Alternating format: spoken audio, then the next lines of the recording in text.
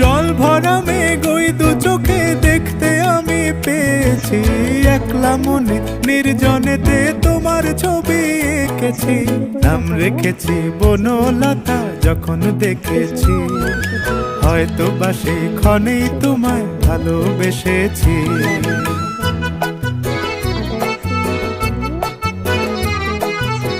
বনলতা কথা হয়ো না গো কুণ্ঠিতা, বনলতা কথা হয়ো না গো কুণ্ঠিতা। একটি কথাই শুনবো বলে তাই তো কাছে এসেছি, বলবে কি গো আমিও তো তোমায় ভালোবেসেছি। একটি কথাই শুনবো বলে তাই তো কাছে এসেছি।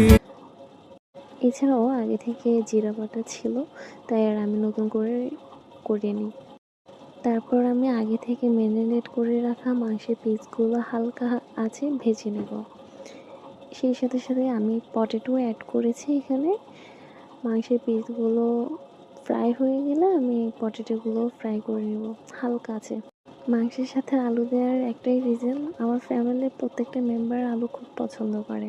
দ্যাটস ওয়াই আমি মাংসের সাথে আমি ভেবেছিলাম যে আমি মাংসগুলো ভুনা করব, বাট পরবর্তীতে ভাবলাম না, আমার ফ্যামিলি মেম্বার সবাই আলু খুব বেশি পছন্দ করে। দ্যাটস ওয়াই একটু বড় বড় পিস করে আমি আলুগুলো মাংসের সাথে দিয়ে নিয়েছি।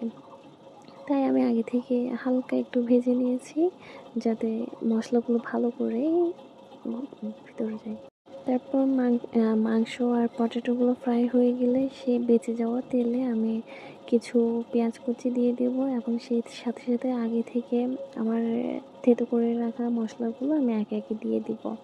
মশলাগুলো দিয়ে কিছু পরিমাণ পানি দিয়ে ভালো করে আমি কষিয়ে নেব যতক্ষণ না পর্যন্ত তেলগুলো উপরে ভেসে উঠতেছে।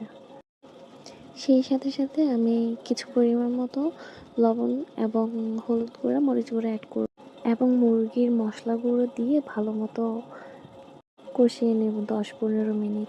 ভালো মতো কষানো শেষ হলে আমি আগে থেকে ভেজে রাখা চিকেন আর পটেটোগুলো দিয়ে দিব, দিয়ে পরিমাণ মতো পানি দিয়ে আমি ঢেকে দিব।